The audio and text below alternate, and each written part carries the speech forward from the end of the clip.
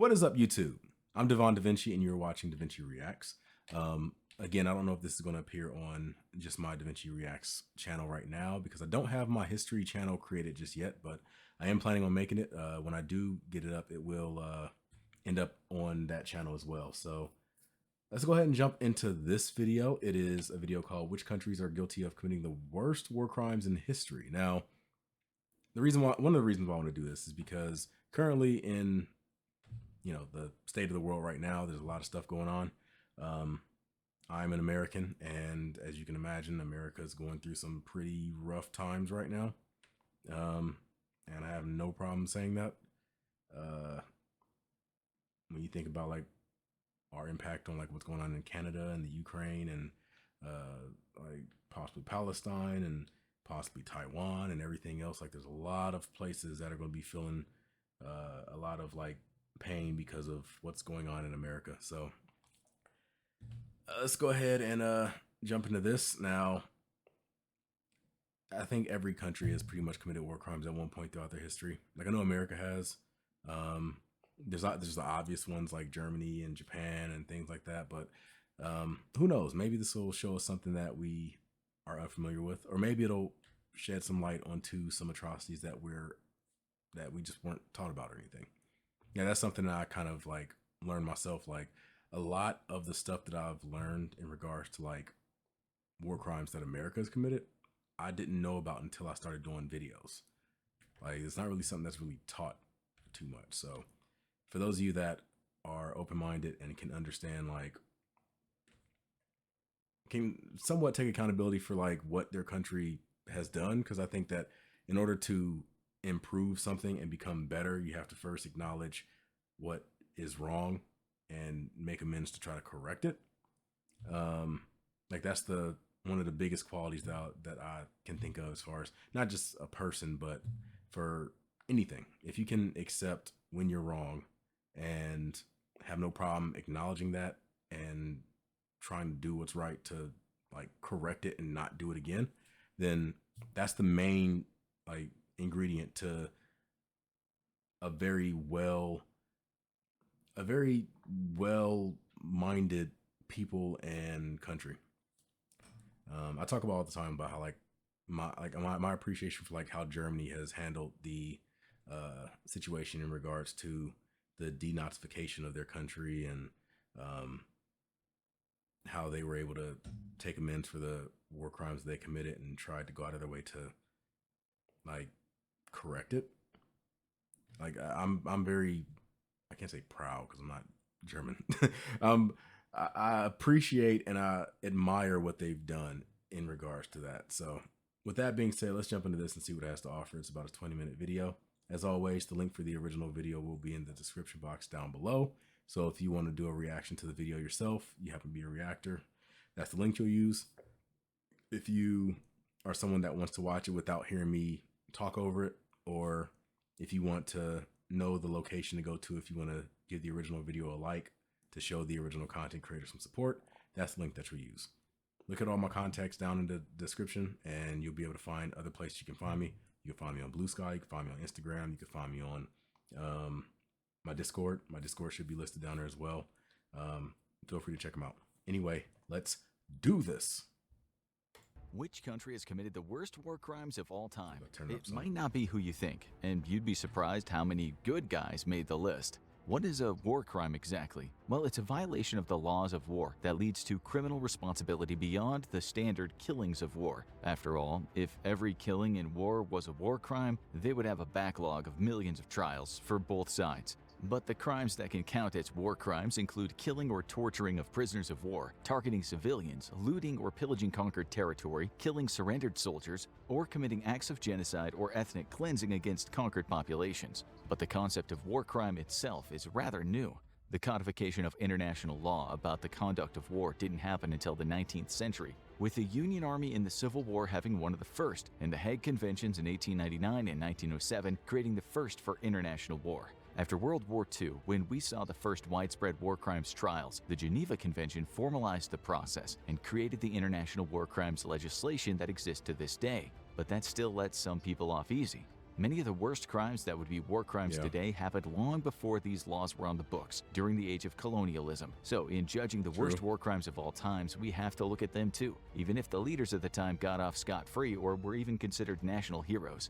So, Yeah. I think like when you talk about leaders that possibly committed some very heinous war crimes that kind of got away scot-free, I think the most glaring one that stands out to me would probably be like Genghis Khan, because I mean the dude wiped out, what was the percentage of like the population?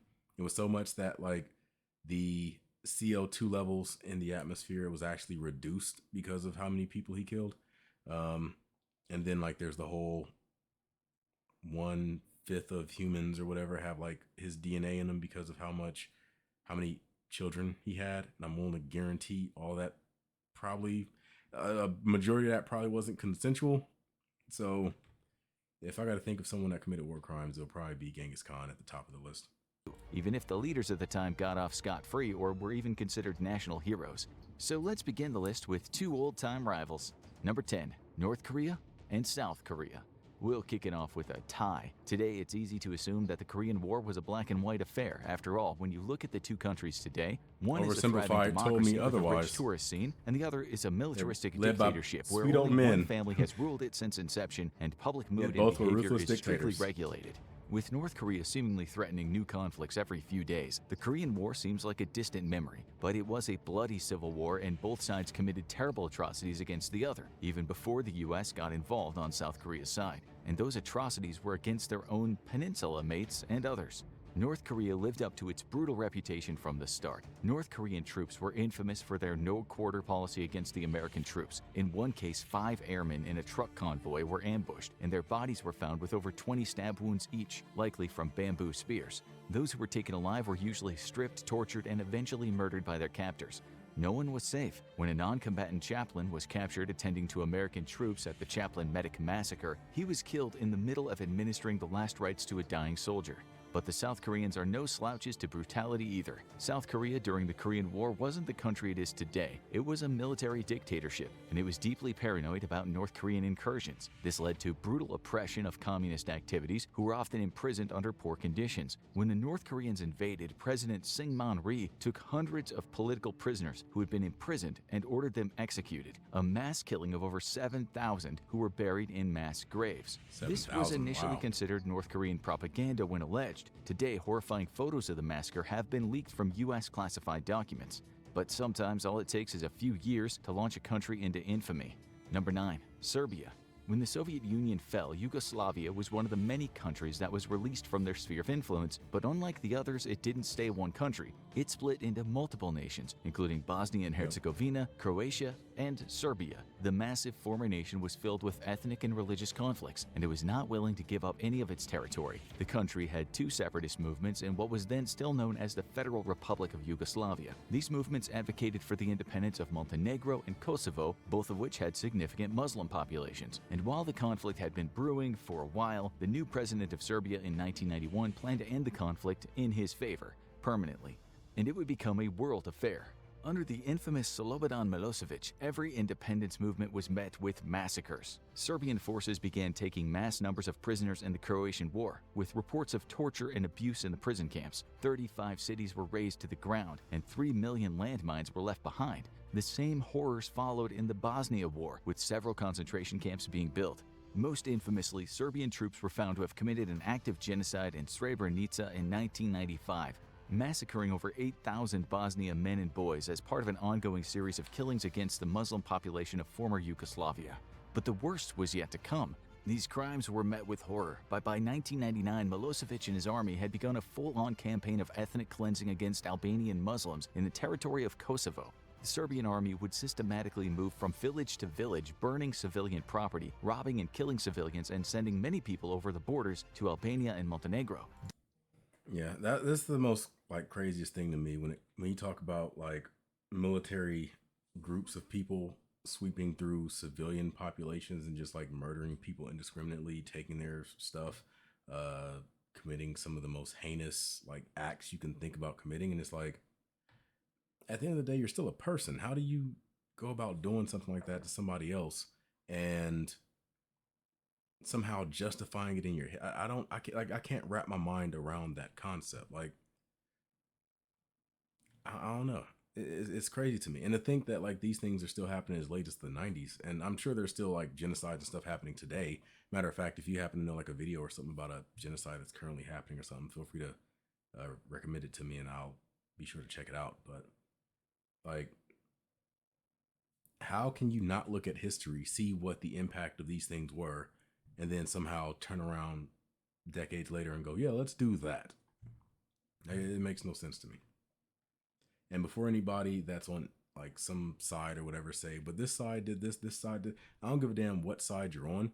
If you have done anything in regards to like committing crimes against civilians or done anything that involves children or innocent women or like just men just living their lives not doing anything, like if you've done anything like that, if you found yourself on the side where your like fellow troops or whatever are going around committing like sexual crimes and like wiping out massive amounts of people and putting them in mass graves and stuff like that, then you're on a shitty side, like, period. And I know that's like, oh, duh, but I'm just saying, like, if you find yourself in that situation, then if you continue to march with those people, then that makes you a horrible person. Period. I don't give a fuck how you try to justify it. You're a horrible person. Dozens of massacres were eventually exposed, and the horrors were so great that NATO decided to intervene, launching a bombing campaign that brought an end to the Devon, massacres, deposed Milosevic, and eventually led to him and many of his generals facing trials for war crimes. Today, Kosovo is independent, but many Serbians consider Milosevic a martyr and hold a deep, unabiding hatred for NATO and America. Now, let's head back, way back. Number 8. Spain. Spain has mostly stayed out of international conflicts for a long time, but back in the 15th century and beyond, it was the world's most powerful naval empire and the first to cross the Atlantic for colonial purposes. As soon as they landed in the islands of North America and beyond, the leadership had exactly one question: how much can we get out of this strange new land? That meant gold and other national resources, but it also meant land and people. In the grand colonialist tradition, as soon as Spanish fleet set foot in the Caribbean, Mexico, or South America, they decided that everything that was there belonged to Spain. Or any local was now a slave or completely disposable, and they had the perfect soldiers to carry out the missions. They were called conquistadors, and they were among the most feared figures of the 16th century. Starting with Christopher Columbus and followed by infamous figures like Cortez and Pizarro, they laid waste to countless ancient cultures, including the Inca, Maya, and Aztecs. Another culprit in this mass genocide was disease brought straight from Europe, which the natives were powerless against, and the Spanish did nothing to stop. But the Spanish also committed multiple massacres against men, women, and children. When they wanted control over a tribe or an empire, they would frequently kidnap the leader and hold them hostage, essentially having him hand over the empire at knife point. So, why aren't they higher? Simple. The Spanish Empire burned hot and fast. They would ultimately be eclipsed by other powers we'll see later on this list. As their colonial holdings dwindled, the war crimes they were responsible for did as well, and most of Spain's most infamous crimes in the modern era happened against their own people. In the brutal civil war of the 1930s, both the fascist and anarchist movements were responsible for violence, but while the Republican side was mostly responsible for attacks against powerful institutions, Franco's nationalist movement was infamous for its brutal repression of anyone deemed to be insufficiently loyal to the regime. Mass graves were found in the years after the war, and it's only due to Franco's neutrality in the Second World War that the fascist leader isn't more widely known as a monster. Now, let's get to the big guns. Number 7. The United States. Alright, let's get it over with. This country has a lot to answer. The first thing I think of as far as like war atrocities in the United States is what's the name of it? I think it's called like My Lai. It was a massacre that they committed in well, that we committed. I'm not gonna say they, that we committed in Vietnam. Like, I probably have to do a video on it if I haven't already done a video on it. I could be wrong. I think I did a video already, but if I didn't, then I'll try to be sure to check that out. But yeah, like that was pretty heinous. I'm trying to think of what other massacres we might have done. I know we've done stuff in World War II. I mean, from what I've read, most of the atrocities we've committed in World War II were against like Nazis that like surrendered. In which case, I'm like, I don't really care too much about that, honestly. And before you do that whole German soldier Nazi thing, again, if you're on the side with Nazis and you're still marching forward, then as far as I'm concerned, you're a Nazi. But there was that. I'm sure there was some atrocities that were committed against the Japanese. Again, it depends on who the atrocity was against, because there were some soldiers in the Japanese Imperial Japanese military that were pretty goddamn heinous themselves. But I'm sure there was a lot. Well, now that I think about it, when I think about like the wars in the Middle East, like Iraq and Afghanistan and stuff like that, we've done some atrocities over there for sure. Like, no question. Devon, the United States. All right, let's get it over with. This country has a lot to answer for in its early days, although it did inherit many of its worst crimes from the colonial period. The system of chattel slavery doesn't exactly qualify as a war crime, although it does qualify as a crime against humanity. However, many of the early conflicts with Native Americans on U.S. soil led to brutal massacres. Most infamously, President Andrew Jackson was a big fan of forced transfers of Native populations, including the Trail of Tears, where it's estimated as many as 15,000 natives died. The Civil War also led to no shortage of massacres, most infamously the hanging of 38 members of the Dakota tribe after the U.S.-Dakota War of 1862. But as the U.S. took a more global approach, things would escalate. After about 100 years of existence, the United States began to look more like an empire, with all the associated brutality. The atrocities against the natives is probably the most glaring. I should have war, thought their about commander in the territory had a no-prisoners rule and ordered a massacre. It's believed as many as 5,000 people died in the initial massacres, and war crimes would continue for the duration of the occupation. During the Banana Wars in Haiti, the Americans were infamous for their harsh treatment of captives, including massacring rebels and torturing people for information. Also, I'm not sure if this will fall under it. It might, but I'm not sure if it actually will. There's also the case where the United States have funded people that went on to commit atrocities. Like the United States, we've done a lot of, what would be the best term? Alternative elections, where countries would elect someone democratically only for the United States to implement some type of coup or something and install like a military dictatorship that went on to commit atrocities and stuff.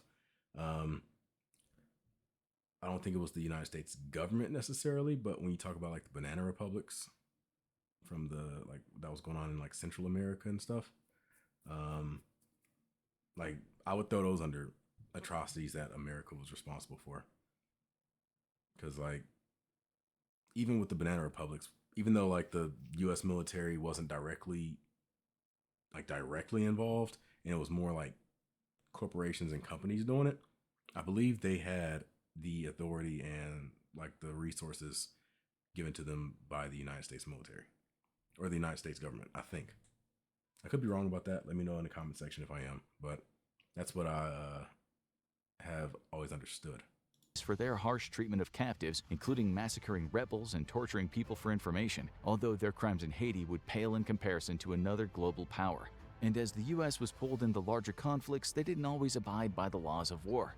During World War II, the United States was accused of firing on Japanese survivors in lifeboats, and there were many reports of surrendered Japanese soldiers being killed. Some would be accused of taking trophies from Japanese bodies and of abusing Japanese women. As massacres of U.S. POWs were common in Europe and the Pacific Theater, the U.S. soldiers would often retaliate in kind. And then, of course, there's the two earth-shattering bombs that helped to end the war. Many say the mass killing of civilians at Hiroshima and Nagasaki count as war crimes, but the United States claims they were legitimate military targets. And yeah, I mean, it depends on who you believe in regards to like whether it was a military target or whether it was a civilian target. I mean, regardless, civilians did get hit in it, but like it depends. Like, I don't know exactly who to believe in regards to like which intended target it was for. As far as the use of the bombs, me personally, I'm someone that thinks that it saved more lives than it could have taken in a full-on invasion of the Japanese island. And then there's also the situation with the fact that the world was able to see what type of impact these weapons had firsthand. So it led to like a deterrent from using them. I think that if the nuclear bombs were never used, I think that it would have been more likely that someone would have used it in the future just because they wanted to try it out. Like I feel like one of the reasons why World War One like started was because a lot of countries had a lot of new weapons and were just looking for a reason to use them. So it's like if you have this bomb that's supposed to be like the bomb of all bombs, and you've never actually like used it in action, you probably would be looking for a reason. Not someone with sense, but there's plenty of leaders that come and go as time goes on. One of them is going to be stupid, short-sighted, and weak-minded enough to be like, hey, I want to try to use this thing. And then if they never had a precedent to see what these things did, it'd probably be easier for them to justify using it. Nagasaki count as war crimes, but the United States claims they were legitimate military targets. And it didn't stop there. The U.S. bombing campaign during the Vietnam War was infamous for its use of incendiary weapons. Yeah, just real quick, I'm about to say that the fire bombings in Japan were more egregious than the nuclear weapon bombs, in my opinion. Like when you talk about like the scene that the fire storms that were created from the incendiary bombs that the United States was using in that area at that time, it was way worse than what the nuclear weapons did. Like that created like hell on earth like scenarios, whereas the nuclear weapons for the most part was like a flash and like most people just died. Now there were definitely people that were affected in other ways, not just the people that were immediately close to it that got essentially wiped out. But I feel like the incendiary bombs were more, what's the word I'm looking for, like nightmare inducing. Like if anything, those were the ones that were the more egregious ones. There, the U.S. bombing campaign during the Vietnam War was infamous for its use of incendiary weapons, which led to heavy damage and civilian casualties. While there was no official policy of killing civilians, many commanders were known to have killed prisoners or even targeted villages of civilians. Justified, they said, because you never know who was a Viet Cong agent. Most infamously, at least 350 armed civilians were killed in the My Lai massacre, which led to the only conviction of atrocities in the war. In future wars like Afghanistan and Iraq, U.S. soldiers would also be accused of massacres and torture of prisoners, although the My Lai massacre, the thing that pissed me off the most about this was the fact that one of the U.S. soldiers that stood in the way of it from happening, I believe there was a story with a pilot that used their helicopter to like block off American troops from trying to kill innocent Vietnamese citizens, and he had his gunner literally like aiming at the soldiers saying like, if anybody steps forward, shoot him.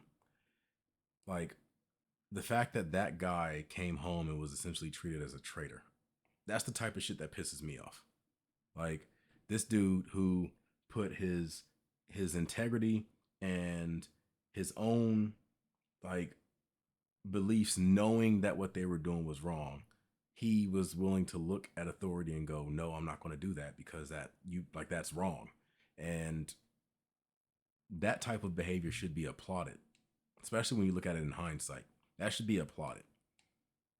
It pisses me off. Afghanistan and Iraq, U.S. soldiers would also be accused of massacres and torture of prisoners, although those were usually met with much harsher condemnations and military trials than past wars. And their former rival could be no less infamous. Number 6. Great Britain. Probably the largest imperial power of all time. It used to be said that the sun never sets on the British Empire. Britain wasn't the most brutal colonial power. That's a badass power, line. I'm not gonna lie, that's a badass line. The sun never sets on the British. That's fucking badass. I gotta give it to you. That, like, you talk about like just a line with all the sauce. God damn, you can't beat that. You can't beat it.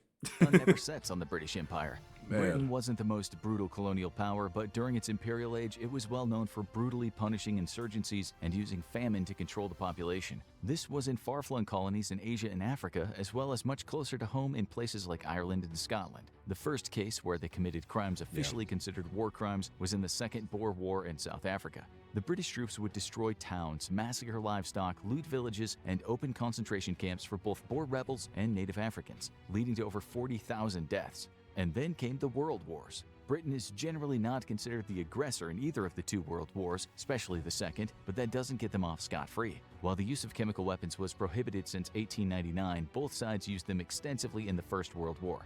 The Royal Navy would also regularly kill unarmed soldiers whose ships had been sunk. During World War II, Britain would regularly violate the neutrality of countries trying to stay out of the war, including invading and occupying Iceland as a base against the Germans. Looting and torture of POWs were not uncommon. The British took heavy bombing against civilians during the war, and they returned it just as brutally in the bombing of Dresden, Germany, which killed 25,000 people.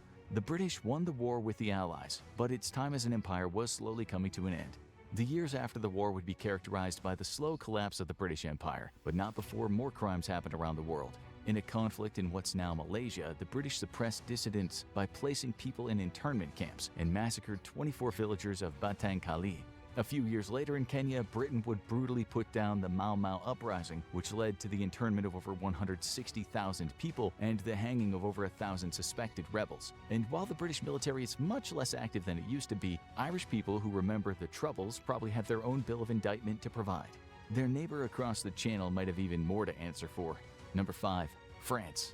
France was the third prong of the great European empires during the early colonial era, and it held on to its colonial holdings for a long time. France liked to style itself as a great civilizing power, but the reality was very different. While it offered citizenship to its subjects on a basic level, in reality those would be treated as second-class citizens who served to enrich the French colonists. For those who went along with the program, they could expect poor treatment, but for those who rebelled, that was usually where France's fangs came out, because independence movements tended to be met with brutal resistance. Algeria had been under French rule since 1852, and the country had around 100,000 European settlers in it. It seems like all these damn issues and stuff all stems from the fact that like colonialism was a thing. Like when you talk about one of the worst things that could have happened to the world as far as influencing some of these atrocities and creating some of the ideologies that went on to commit some of the most like heinous, reprehensible things that the world has ever seen. It always goes back to colonialism, like racism. I'm sure you can probably like connect fascism and like Marxism and even the dirtier sides of capitalism all the way back to colonialism, because I'm willing to guarantee somebody occupied a country for one reason or another, whether it was to institute their will over a quote unquote lesser than people, or whether it was to get a hold of their resources in order to sell it in your home country, or to instill some type of or spread some type of government influence into a territory so you can gain more political favor. It always comes down to colonialism. So I think like colonialism is probably one of the worst things to happen to this planet. While initially the country was ruled by civilians, it was taken over by a military government soon after, and unrest increased. The French conquest led to brutal repression of the natives, with the European population doubling in only 10 years and land being taken from natives and transferred to the new settlers. It's estimated that war, massacres, disease, and famine led to the death of 1 million people within the first 3 decades of the French conquest, and Algeria would not gain its independence until the conclusion of a brutal war in 1962. But one country's fate might have been even worse. Haiti had been occupied since the 17th century and was called Saint-Domingue back then. It was heavily a slave state, with most of the indigenous Taino population being dominated by the French and dying in massive numbers within 30 years of the occupation. The French then imported large numbers of slaves from abroad. It's no surprise that this led to a slave rebellion, and France found itself overwhelmed in 1791, coming not long after the French Revolution threw the country into chaos. French colonial forces brutally tried to repress the slave rebellion, including possibly the first use of chemical weapons to massacre a large group of prisoners by filling a ship's hold with toxic gas. Haiti eventually did gain its independence in 1804, but not before being left with a massive bill by France in exchange for the damage that the rebellion did. But one colonial master might have slipped under the radar. Number 4, Belgium. Wait, Belgium? That King little Leopold country II. in Northern Europe that rarely seems to start any trouble? How did they get up this high? You got it, colonialism. specifically possibly the most brutal colonial regime of all time in what was known as the Congo Free State. The name was an oxymoron. The territory that is now the Democratic Republic of Congo was an absolute dictatorship under the rule of the King of Belgium, King Leopold II. This ruthless leader saw the colony as simply just a place to harvest rubber, which was extremely valuable at the time. All the resources there belonged to him in his eyes, and so did all the people who essentially became the world's largest enslaved workforce. While initially this pseudo-colony was run by a supposed philanthropic organization and was an unprofitable mess handled by administrators, things changed once Leopold saw the opportunity for profit. He nationalized all vacant land, sold it off to private corporations, and gave them free rein to use the forced labor and abuse workers to maximize rubber production. These employees had far more to worry about than a negative performance review. Punishments for failing to meet quotas included mutilation, like having hands cut off, up to whole villages being razed as punishment for failure. There's photos And online as of time people went on, that these atrocities escalated. Under Leopold's rule, the experienced Congo that. Free State was plagued by illness, with diseases like smallpox and dysentery ravaging the native population. Rebellions were punished severely. Famine was common, and children would be kidnapped and put to work regularly. While Catholic missionaries ostensibly ran schools for the children, these were usually abusive institutions that did little more than train them to work in the rubber trade or serve as soldiers. All these effects together led to a dramatic decline in the Congolese population, leading many people to consider this one of the worst genocides in human history. In this one colonial holding, it's estimated that Leopold II might have killed as many as 10 million people. Now, let's head north. Number 3. Russia.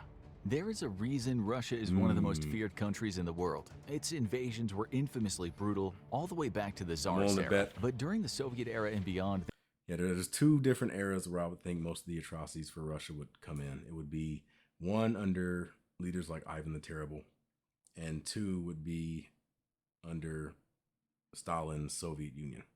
Mainly Stalin's Soviet Union. Not only from Stalin's Soviet Union, but mainly from that.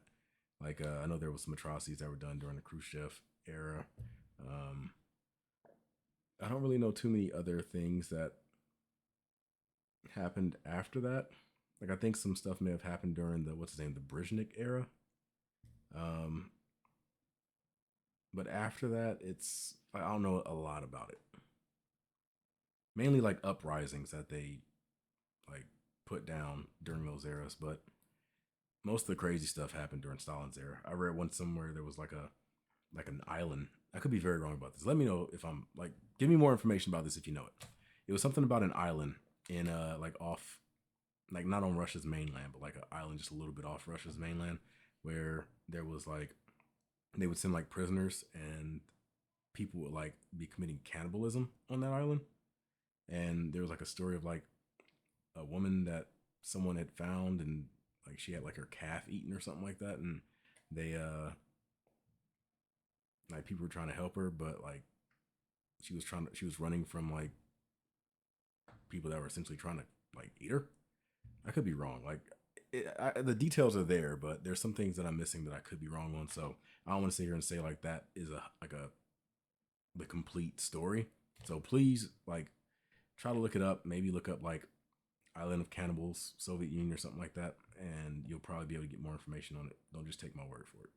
they really stepped up the war crimes. The Soviet Union began with the execution of the royal family, including the Tsar's children, leaving the citizens of Russia and the states it conquered subject to repression and famine under the new regime. True. Jewish populations were frequently subjected to government-sponsored pogroms.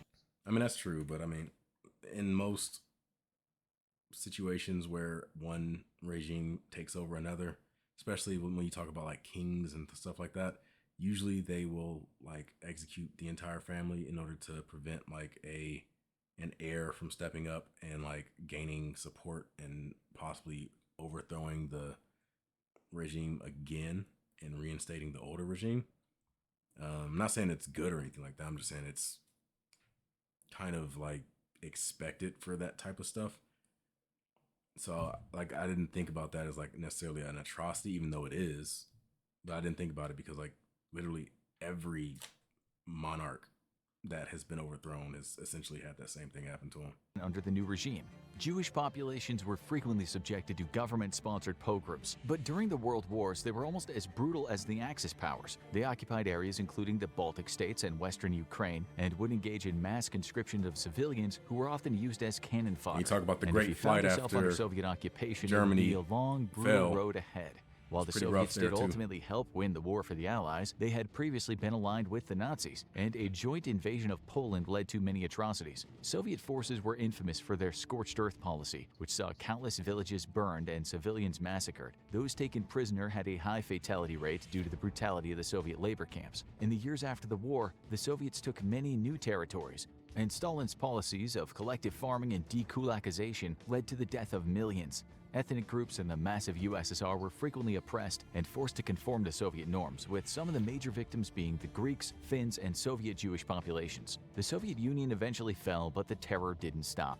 Boris Yeltsin's short reign was less militaristic than past ones, but his successor Vladimir Putin is challenging Stalin in the war crime department. He's faced down several separatist movements in his time, brutally putting down the Chechen separatists and Just earlier today, I read a story about how there was this famous Russian wrestler, like probably one of the greatest wrestlers of all time or something like that, that recently had a story where he like was found dead from being like, well, he fell out of a window. And if you keep up with like the news that comes out of like Russia and stuff, that's a rather common occurrence. You know what I mean? He's faced down several separatist movements in his time, brutally putting down the Chechen separatists and chopping off parts of Georgia and Ukraine. Then in 2022, he shocked the world by launching a full-fledged invasion of Ukraine, attempting to re-annex the country. While the war is ongoing and it's impossible to know exactly what's going on within Ukraine's borders, Russia has become infamous for targeting civilian infrastructure, attacking convoys of fleeing civilians, torturing and murdering prisoners, and kidnapping large numbers of Ukrainian civilians, including children, and deporting them into Russia. Now it's time to talk about the infamous Axis powers. Number 2. Germany. Much like its European brethren, Germany's colonial past. Funny enough, Italy wasn't included on this list because, like, we've done the top 10 and Italy hasn't been added.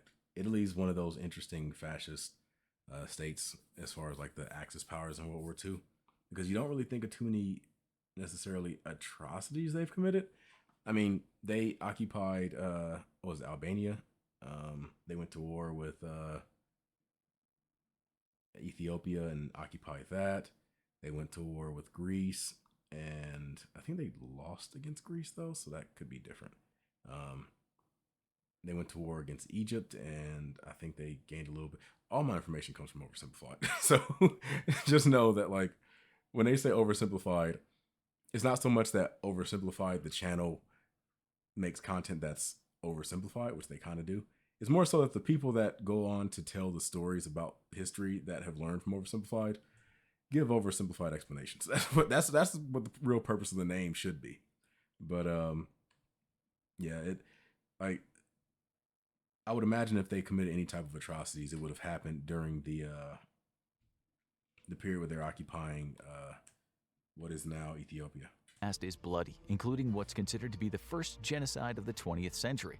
The massacre of up to 110,000 Namibians in the colony of German Southwest Africa after they were driven out into the desert. In World War I, Germany was infamous for its use of poison gas and for its brutal occupation of Belgium starting in 1914. They ruthlessly bombarded English villages and targeted civilian ships. I thought they said they sunk the Many Titanic. of the documents regarding German war crimes in World War I have been lost, actively destroyed by the government that sought to outdo them in every way. Yep, time to talk about the Nazis. The Nazis led one of the most brutal regimes in human history, both toward their own people and to the countries they occupied. They were known for massacring prisoners of war, for committing atrocities against civilian villages, and for their campaign of mass genocide, primarily targeting the Jewish and Roma populations of Europe, but also the disabled, communists, and political dissidents. While this began with the German population, they expanded their campaign to every country they invaded, almost I know number obsessively one's going to be devoting their Japan. resources to rooting out these marginalized people and deporting them to a vast But it's network of interesting labor he didn't camps mention and anything death about camps. Genghis Khan and So stuff. why aren't they number one? The Nazis might be the all-time champions in the general crimes against humanity, But in terms of war crimes, they did have a few scruples. Hitler himself had experienced mustard gas in World War I, which gave him a revulsion to the weapons and largely kept him out of the war. And while the Nazis had no problem abusing and killing prisoners of war, they did seem to have some fear of war crimes trials. When they ordered a commanding officer named Roddy Edmonds to identify the Jewish soldiers in his unit, he refused and claimed they were all Jews. That was enough to get the Nazis to back off, and the unit survived the war. But those few mitigating factors would do nothing to save the architects of the Nazi death machine from the gallows after the war. Don't get me wrong. Big kudos to the people that went on to step not just in the way of atrocities, but step in the way of Nazis for committing atrocities. That takes balls. Or ovaries in women's case. That's what I'm gonna start calling it. Like women that have big balls, I'm ovaries from now on. But the fact that people were able to stand in the way of Nazis from committing crimes like that is huge. But with that being said, a majority, just because some people did it doesn't mean that you give it's not an excuse for anything else that was done. It is what it is. But again, kudos to the people that stuck to their morals. But they might just be outdone by their partners in crime. Number 1, Imperial Japan. The Empire of Japan had a relatively short history, but it made itself infamous during those decades. While they initially signed the 1929 Geneva Conventions, the government declined to ratify the one on prisoners of wars and wouldn't respect it on foreign prisoners. The government was highly militaristic, and their war crimes started before World War II broke out, with the infamous invasion of China. Taking place after the 1937 Battle of Nanjing in the Second Sino-Japanese War, the Japanese army celebrated their victory by killing at least 200,000 Chinese citizens and brutalizing much of the population. And that was just the first act. Once Japan officially entered the Second World War on behalf of the Axis powers and bombed the United States, they became infamous for their complete refusal to abide by any international standards on the treatment of prisoners of war or enemy soldiers. They would target civilian ships, downed airmen, and hospital ships, and regularly kill captured prisoners of war. Their attack on the United States is argued to be a war crime as well, since a sneak attack on the neutral power is considered a violation of the laws of war. But what truly earns them their top spot is their treatment of prisoners of war. Japan gained a reputation for mass killings of prisoners of war, forced labor, beatings, and most infamously human experiments in the infamous Unit 731. Yeah, if you want to have nightmares, look up Unit 731. I would not recommend it for people unless you have a very strong stomach and you have a high tolerance for very graphic details. It's pretty crazy.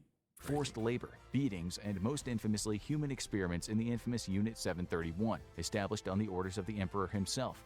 The victims, usually either prisoners of war or civilian captives, experienced tortures including testing of biological weapons, vivisection, amputation, and twisted experiments like the injection of horse blood into the bloodstream. This was all done without anesthesia, supposedly for scientific research, but likely just for sadism. It's no surprise that the Japanese rivaled the Germans in most war crime trials after the defeat of the Axis powers. Want to learn more about some of these infamous criminals? Check out Hitler's plans for the world if he won, or watch this video instead.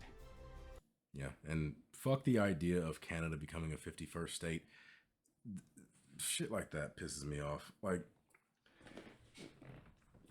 This is the way you treat one of our greatest allies. I'm not down for it at all.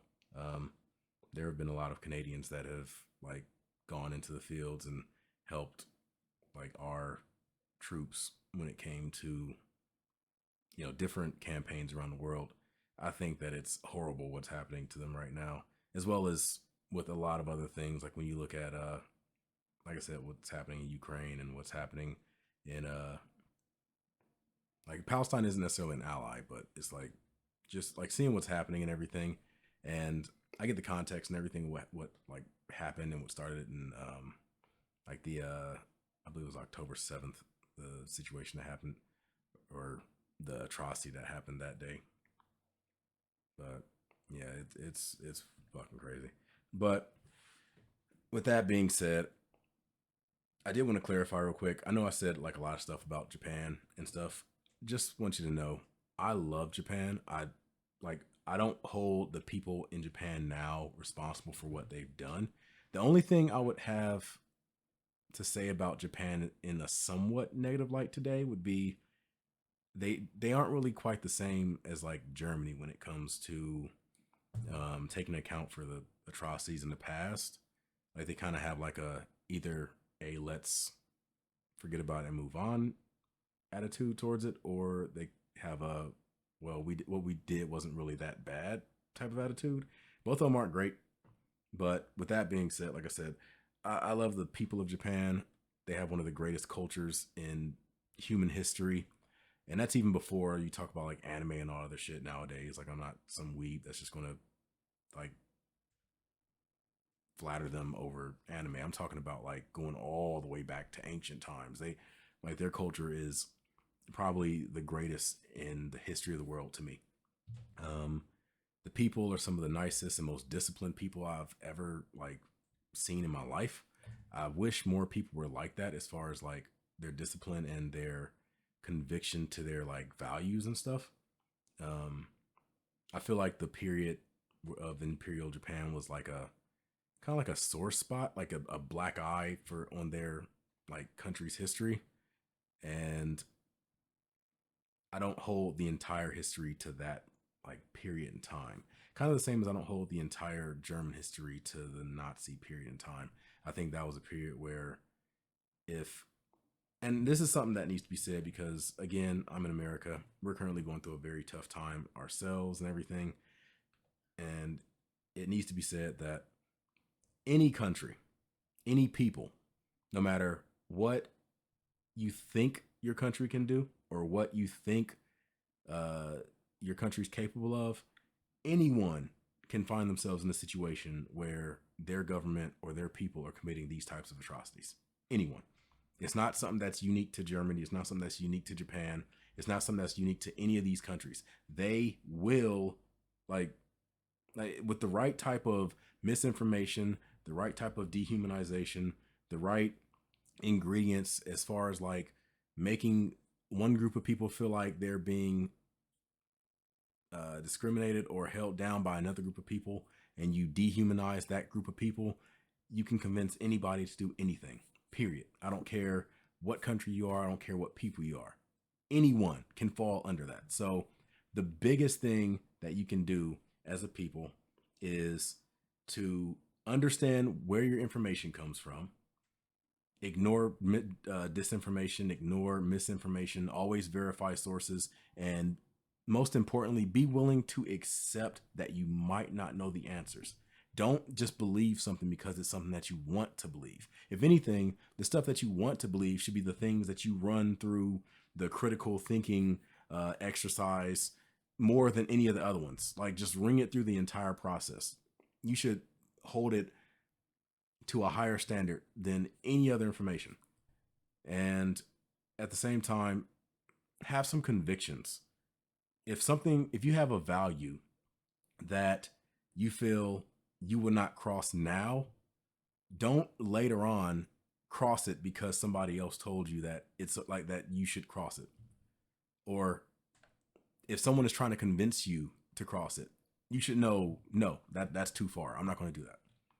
Like whatever your convictions are, whatever your values are, stick to that. Don't change it simply because of who's in charge, who's telling you to do it, what group is involved, this, that, and the other. Doesn't matter. If you think that, like, for example, if you're in the military and you think that like firing on civilians is a step too far, it doesn't matter who's in control. Don't do it. That's a step too far. If you feel like someone interfering in an election or an election being, what's the word I'm looking for? An election being compromised. If you think someone's doing it and it's a step too far, it's a step too far. Don't then support it just because it benefits your person. Like no matter who the hell it is, it's a step too far and that's wrong. Yeah, I just feel like I have to say that stuff because I feel like nowadays more than any in America in particular, I got to say, because I'm not going to say everywhere else in the world. It seems like everywhere else in the world is learning their lessons from their past, whereas America, I think because we've had so much time like isolated from everybody else and we haven't really had any conflicts on our own like land that we kind of have this idea of like, well, it's not really going to happen to us, or we're some type of exception to the rule. People get this idea and they get comfortable and they think that like, oh, you don't have to worry about it happening here because, you know, we're not like the other. Trust me, it can happen anywhere. Always remember that. Anyway, I'm Devon DaVinci. I hope you guys enjoyed this video. If you did, make sure you hit that like button, subscribe, and share. I look forward to seeing what you guys got to say in the comment sections. And again, feel free to join my social media followings, whether it's Discord, whether it's Blue Sky, whether it's Instagram. That's pretty much it. So I'm gonna give you the deuces, and I'm signing out. So catch you guys later. Deuces.